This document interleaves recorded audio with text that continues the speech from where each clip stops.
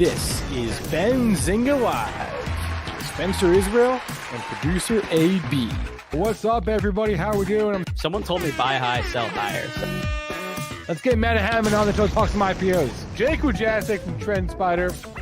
We have a breaking news.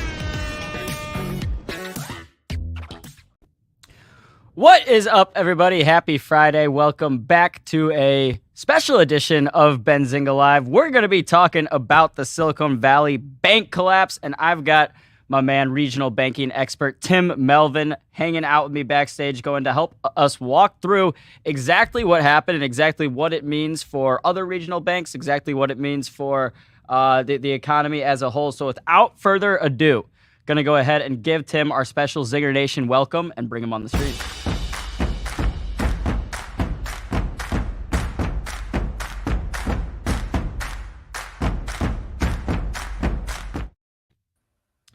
All right, Tim, how are you doing today? I'm doing great down here. A lot better than you guys up in frigid Detroit are. At least I have the comfort of riding this out in South Florida. So you're in South Florida right now. Yeah, we got some snow last night, but it's not too bad. I mean, it's a Friday, which is good, but I mean, I assume not a happy Friday for everyone, especially if you're a company that had some money deposited with Silicon Valley Bank. You're in trouble. They seized the bank. So let's start from the top. Who is Silicon Valley Bank? Okay. Who are their main customers? Silicon Valley Bank's been around a long time. Okay. And in fact, one of my biggest dummies of my entire career is back in the 90s. I spotted the bank trading below book value in the early 90s, and I bought it. If memory serves, about $15 a share, Aaron, and I sold it when it tripled and considered myself a genius. Now that's from 15 to 45. That stock eventually touched, $600-700 a share. The bank serves the venture capital industry for the most part. They've been the lender to many early stage companies. If it's a FANG stock, they probably did business with Silicon Valley Bank. That goes for all of the tech titans that came up through the 90s, the 2000s, the 2010s. They probably had a relationship with Silicon Valley Bank. And the bank also had a relationship with all of the executives handling mortgages and deposits. But their real focus was on the venture capital companies. That's their big part of their depositor base. And that's what got them in trouble this week. So the companies most affected right now are venture capital, funded companies, kind of more in the tech startup space, as opposed to your, big tech companies. Yeah. Now the guys that might as well just close the door and head for the bar are the smaller first and second round early stage venture capital. Money's dried up for them, and if they had money in this bank, and odds are, if they're particularly a West Coast or a Boston, they probably did have money in this bank. They're not going to get any more than $250,000 out. The FDIC said today when they took over the bank that they would make up to $250,000 available probably sometime Monday. If you had 20, 25 million, 10 million in the bank and you needed it to make payroll, to pay rent, you're done. It's over for you. So you say that, these companies might only be able to get 250,000 out Monday, whatever, but what about down the road? Is there a chance they get more of that money back that they had with the bank through a settlement or bankruptcy case down the road? Down the road, and it's not going to be a bankruptcy. They're in receivership with the FDIC. The FDIC will manage the assets, the securities, the loans, and try to recover as much as possible for depositors. It's probably not real good for shareholders. Bondholders or preferreds, that's up in the air. But depositors will come first. So yes, they will probably get all or most of their money down the road. It's going to be a long road. This is an interesting situation. This and Silvergate, we're going to be studying this for a long time because of how quickly it happened and the fact that it probably didn't have to happen. Right. So walk me through that real quick. What do you mean that this didn't have to happen? I mean, I know 2 years ago when interest rates were at zero, it made sense for a lot of these companies to raise money and maybe borrow money. And where did the trouble come from, essentially? Well, the trouble comes from accounting rules that made the banks mark this stuff to market on a quarterly basis. That's where it starts. You have the available for sale portfolio. Um, they should have frozen withdrawals for a couple of days and let sanity, kind of come back in, particularly in the case of Silvergate, where the crypto started it. Everybody needed the money to pay off the crypto people who were exiting. So you get this flood of deposit requests.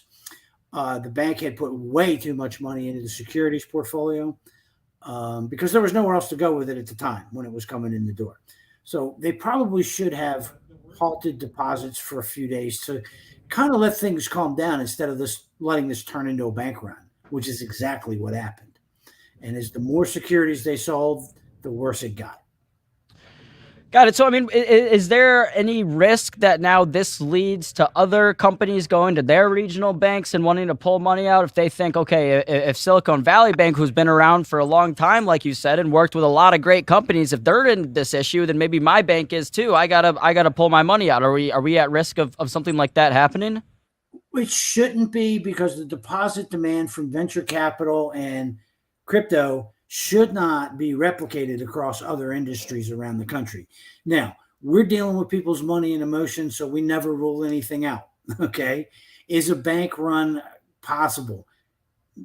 About that much. I frankly don't see it, but I could be wrong. I don't think it's going to happen, Aaron. Most So Go ahead. what do you make of the price action going on in some of these other regional banks? I mean, Western Alliance, ticker WAL, down 40%.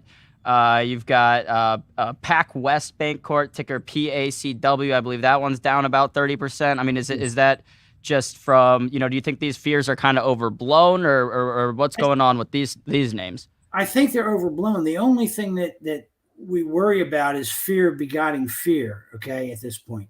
Particularly Pac West Bancorp. They do have venture capital relationships, okay?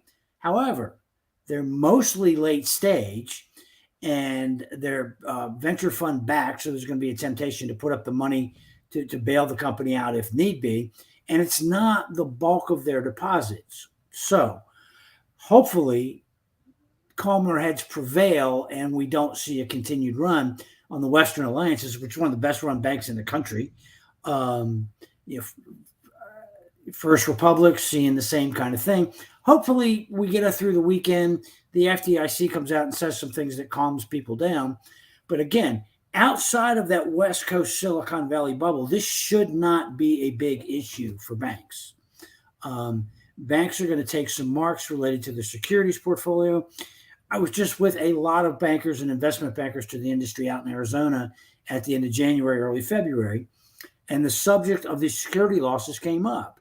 And most banks are content to hold these until they mature, at which point you get the mark back. So in other words, you had to write it down. You had to take the hit to equity, and you had to take the hit to earnings. But when it matures, you get all that back. And that's kind of where most banks are leaning. It's only where they're forced to liquidate is there going to be a problem. Got it. I mean, I know this is not, financial or investment advice, but if you're telling me, Tim, that these fears are overblown and something like, who'd you say was one of the best run banks, Western Alliance? I mean, if it's down... Yeah, I mean, you got to 40%. That could be a good buying opportunity for someone like me who might be looking at some of these bank stocks and thinking, okay, if this thing's down 40%, but it's going to ultimately be okay and not affected in the same way that Silicon Valley Bank has. Yes, then down 40% is a good discount, right? Yes. Now, look, you got to be prepared for volatility. But this morning, I did an update for subscribers at the Banking on Profit service, and I've done a few other calls today, as you can imagine. And on those, I've since put it away. But on those, I broke out a bottle of champagne. I said, this should be your attitude. You should not be tense. You should not be aggravated. You should not be worried. You should be celebrating. If you're still in the accumulating phase of your life, right, we've got the entire banking industry on sale.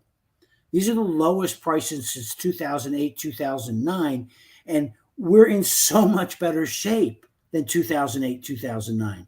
Back then, banks were levered 20, 25, and 30 to 1. Now we're somewhere between 5 to, say, 12 on most banks as far as an amount of leverage. Credit is phenomenal. Coming into the 2008, 2009, credit conditions were terrible. right? People were upside down on those goofy mortgage loans that they made, and losses were mounting. Not happening. Bank credit borrowers have great jobs and high credit scores. Banks have done a great job, with the regulators maybe pushing them a little bit, Aaron, at getting out of the near prime and subprime business. They don't do that anymore. They do prime with great jobs. All that other stuff, the fintech lenders and the non-bank lenders, they have a problem right now because they're going to eat all the bad paper. Credit in the banking industry is fantastic. So once we get through the rising rate cycle and securities stop going up, bank stocks are going to skyrocket. So if you're getting them down here at 50, 60, 70% a book, 5 and 6 times earnings, it's a sale. Yeah, and so there's a lot of people that are very critical of the, banking system and overall financial system. But basically what you're saying is that it is fundamentally different from a standpoint of where we were in 07, 08. It's not necessarily comparable in terms of how much, like leverage these banks are taking on and whatnot. So that it's a lot of people out there, I think, would see this chart right now and say, oh my God, these banks are collapsing. It's Lehman Brothers all over again. It's 07, 08 all over again. But you're saying, no, that's not the case. No, it's really not the case. There's too much capital in the system. Again, you may see some hits to equity, but that goes away as the securities mature. And remember, available for sale securities and held to maturity securities are not included in regulatory capital. Got it. That makes sense. So let's earlier you said the only big kind of risk here is if fear begets more fear, because there's fear out there, other people get scared. So Bill Ackman put out this whole Twitter thread. I'll pull it up real quick, basically saying if there is contagion or expected to be contagion, the government should step in. I mean, where do you stand on that? I mean, how would regulators step in right now? What could they do if and only if things do look like, say next week there's more fear in the financial markets and more of these bank stocks keep collapsing, and what would the regulators essentially have to do in that scenario? Okay, with the caveat that I do not think we're going to get here, okay? Right. This is like the whatever percentage that there is that fear, whatever. This is a 10 sigma event, okay, which is it's the equivalent of aliens landing. But I'm in my 60s. I've been around financial markets for almost 40 years. I've seen the aliens land, so to speak.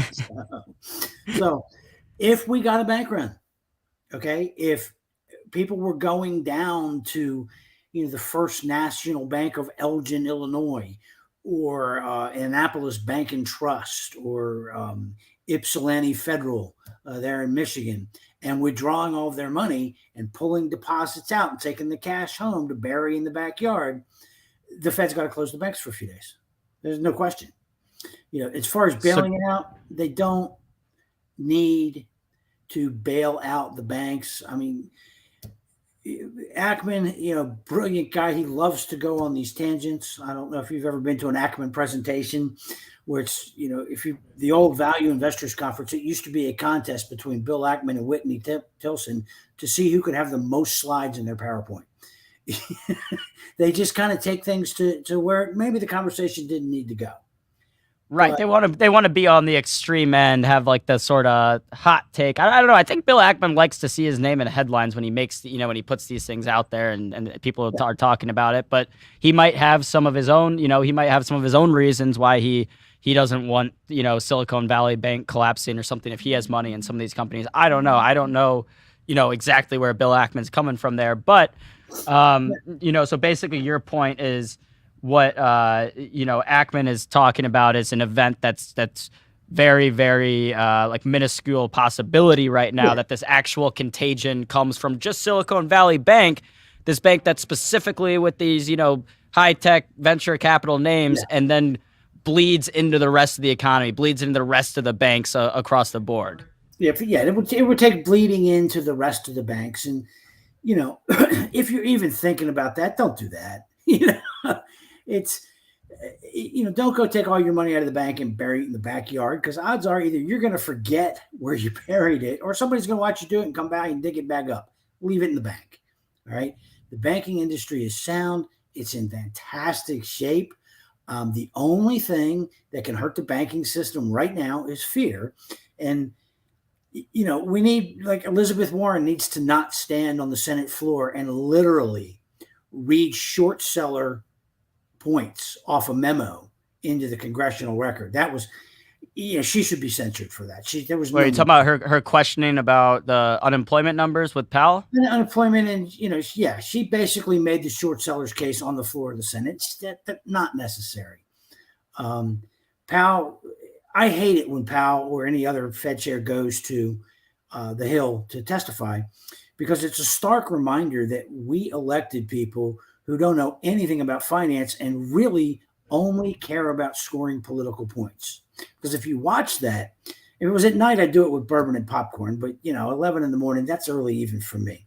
So, but it's comedy. It's like these people don't know what they're talking about, and they're asking ridiculous questions. And Warren's kind of the leader of that pack, but she spreads fear. So got it. The banking system's fine. It's going to be fine. Leave your money there. Look, if you've got banks in your town, small banks, and they're trading at 80% of book value today, go buy some. All right. And so, you mentioned that the banking industry is in good shape, that it's basically trading at a discount overall. I know you're a regional bank guy, but I mean, does that carry over to the big boys as well? The Bank of Americas, the JP Morgans, are those trading at a good discount right now as well? They are. I pay very little attention to them. Anybody that tells you they know what Bank of America, for instance, is worth, they're lying. They've got so much mark to model stuff inside, and they've got investment banking, and they've got wealth management, and there's just all these moving parts in addition to the bank. That's very difficult to value. On the surface, they look cheap. I'd avoid them at this point because the bargains and safety factor is so much higher in smaller community and regional banks. I mean, this is the one I'm really interested in right now, Tim. WAL, Western Alliance, and especially after you said it's one of the best run banks in the country. I mean, down 40% today. Look at this. This was an $125 stock. I know I don't need to tell you this, but this was an $125 stock February 2022, and now it's a $37 stock. And like you said, I mean, some of us out here, myself included, are still in our accumulation phases, and something like this is really, really interesting to me. And I know if I buy it now, like you said, I might have to endure some volatility, but I think I'm willing to do so.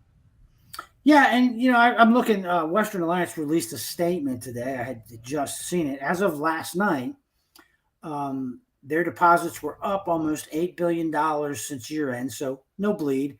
And then they've got settlement services. Now, Aaron, think about it. Settlement services is money sitting in the bank waiting for the mortgage settlement. All right. There's no run on that. Homeowners associations, that's the most stable deposit base in all of banking. Okay. And then you've got mortgage warehouse, where mortgage lenders, non-bank lenders, come to Western Alliance to borrow blocks of money, and they have to leave money on deposit to gain that funding. The technology related deposits are $6.5 billion. That's less than 10% of deposits. And their equity fund resources and life science deposits are actually up on the year. That bank's not in trouble.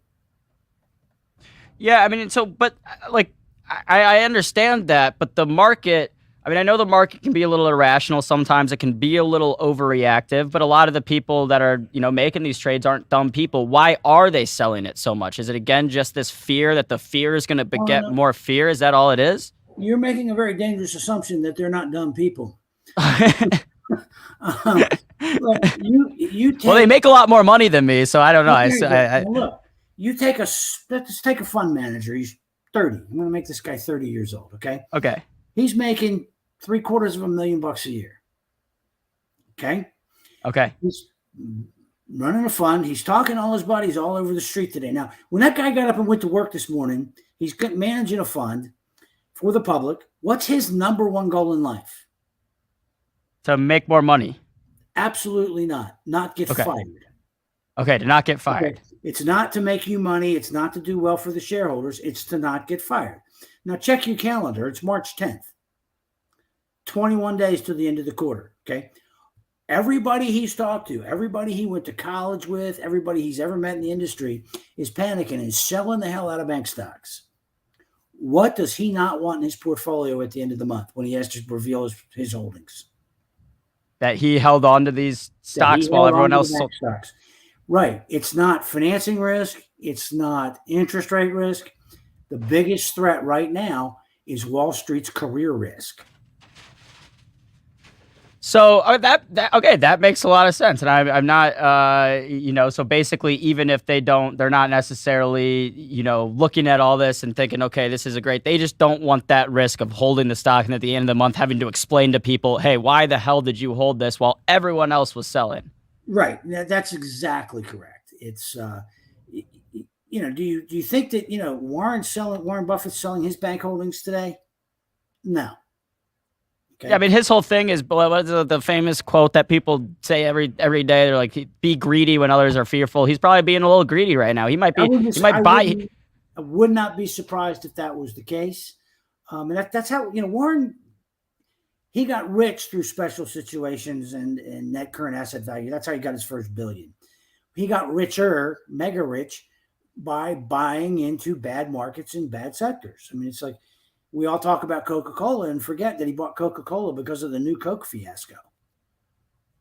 Yeah, so for some of our audience that's younger, let's walk through that. So Coke rolled out a new Coke, and it's not a good rollout, right? No, it tasted like Pepsi. It was terrible.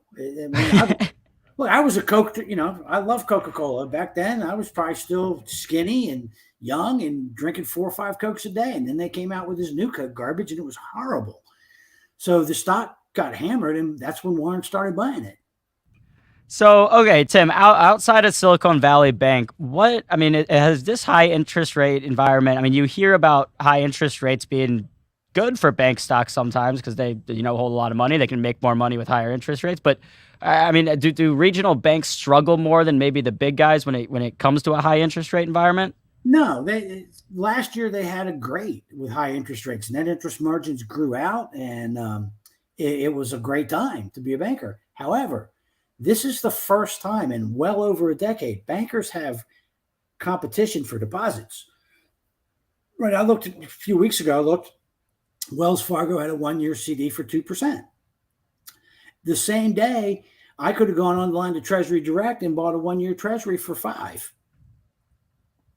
Got it. So, I mean, right now, you basically, Silicon Valley Bank, outside of that, regional bank industry, still strong, being overlooked by the overall market. That's kind of your big takeaway right here? Yeah, there's plenty of capital. This cycle will end. When they do end, these banks will be a lot higher. And remember something. The drive for deposits is going to lead a lot of banks to start buying banks with sticky deposits, which means all those small town banks that nobody ever wanted to buy. Because for years, Aaron, bank M&A was, I live here and I want to open some more. I want to be in this town over here too. So I buy a bank over there.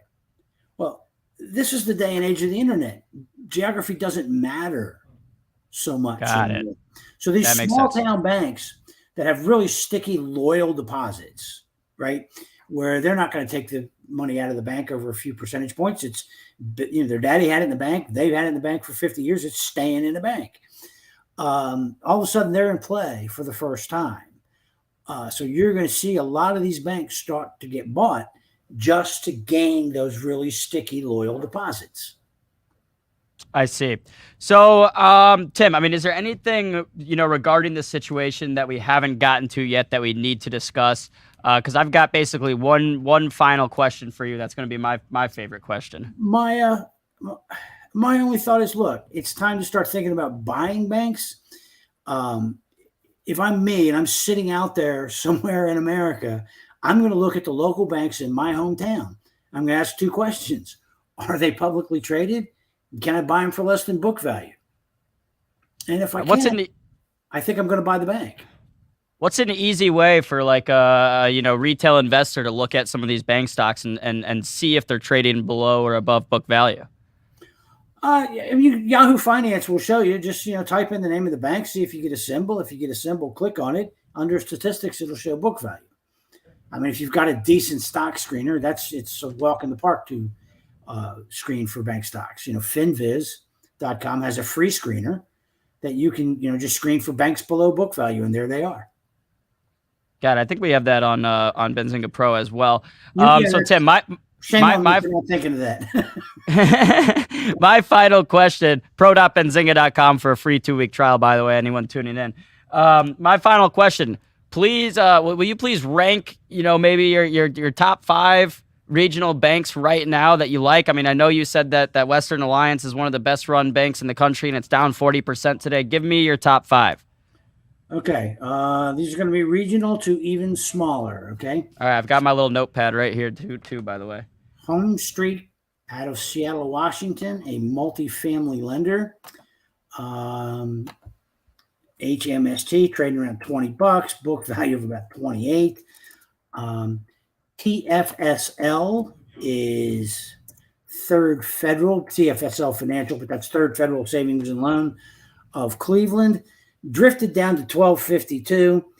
Aaron, they have like 3% of assets in securities. The rest of it's in mortgages. They're not, there's no problem here. And good mortgages, not the 08 kind of more, right? No, just straight up, mortgages with, really reasonable loan to values. This bank's been around since, it's been around forever, 1938. So they've, seen a cycle or two. Banks yielding over 8%, dividends covered by earnings. So big fan of that particular bank. Let me just pull these up as we're going along here. That one's not we got HMST, TSFL. I'm dropping these in the chat. If you don't have 3 more off the top of your head, Tim, that's fine. No, you can sit still. All right. Holding my horses.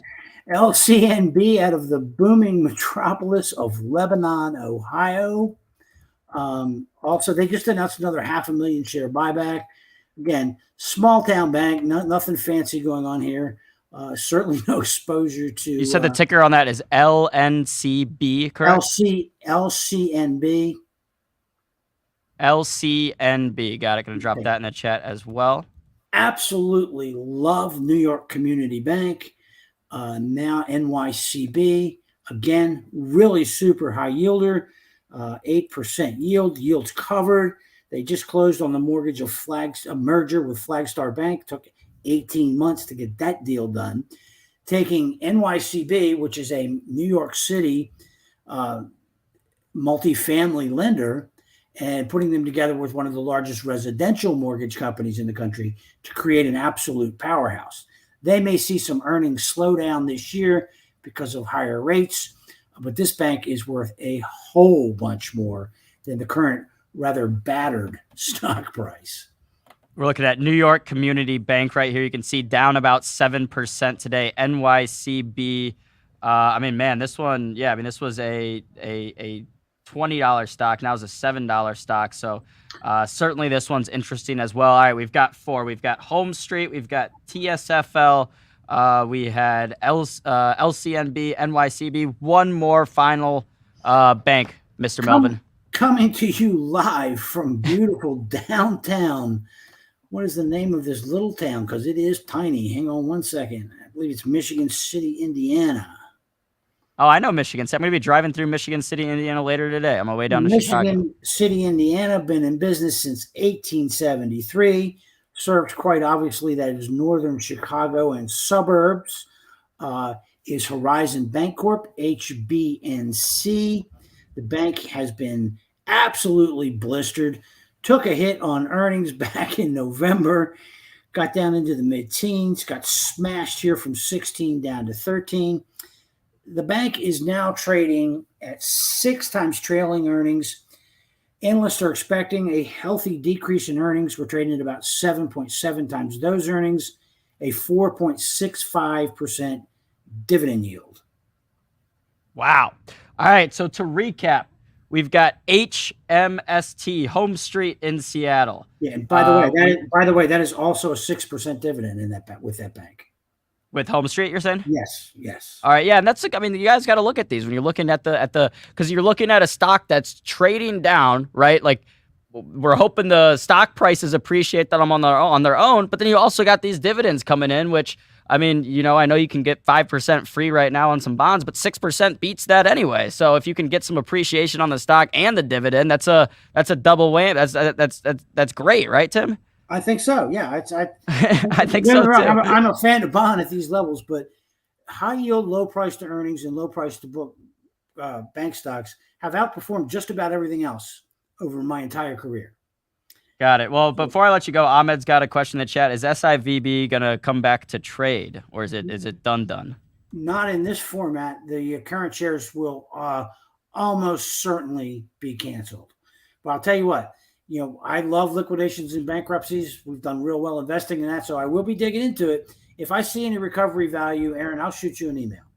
Sounds great. I'd love to get you back on to get some updates on the situation as it progresses, maybe sometime in the next couple of weeks. But Tim, thank you for hopping on with us short notice, guys. Tim Melvin, he is Benzinga's regional banking expert. Smash the like for Tim. Tim, again, thank you for hopping on. And I hope you pop some more champagne bottles because I know you're celebrating today. Absolutely. Thanks for having me on, Aaron. I enjoyed it. Of course. All right, guys, that was Mr. Tim Melvin. Again, thank you for joining us today. Please smash the like. We will get this clipped up, so if you need to watch it back again, you want to know exactly what was going on with Silicon Valley Bank collapsing, what it means for the rest of the financial markets, my man Tim Melvin's got you covered. Thank you for everyone who's tuned in today. We will be back live next week watching what's going on with these bank stocks and the overall economy. Actually, before I let y'all go for the weekend, let's do just a quick check-in on the overall market. S&P 500 down about 1.5%. Your Q's down about the same, 1.5%. The Dow Industrial Average down just about 1%. So value holding up a little bit better than the rest of the market today. So again, guys, I mean, it's been a volatile past couple days.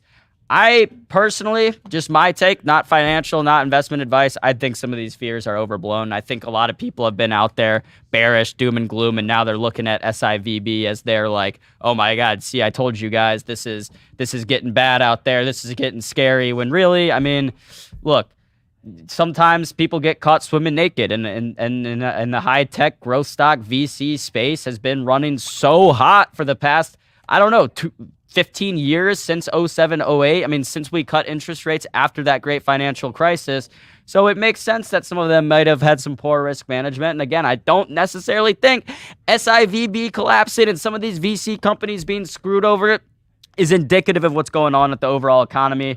Talked about this yesterday, but again, thanks again for joining in. Please smash the like, subscribe to the channel if you are not already. We'll be back next week. Till then, peace and love, y'all. This is Benzinga Live.